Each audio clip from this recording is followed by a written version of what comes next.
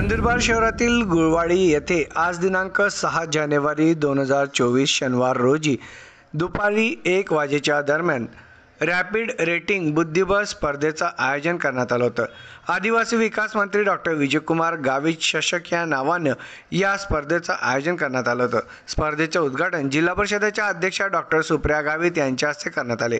जिल्हा परिषद अध्यक्षा च्या हस्ते या कार्यक्रमाच्या उद्घाटनानंतर कार्यक्रमाचे प्रमुख पंच म्हणून आंतरराष्ट्रीय पंच प्रवीण ठाकरे व शार्दूल तपासे हे काम पाहत होते।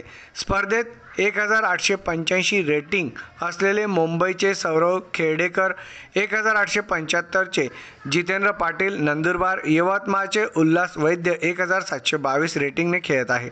6 जानेवारीला 5 खेळी पार पडल्या तर 4 खेळी या 7 जानेवारीला होणार आहे। या स्पर्धेत नवीन रेटिंग नंदुरबारच्या खेळाडूंना प्राप्त होणार आहे।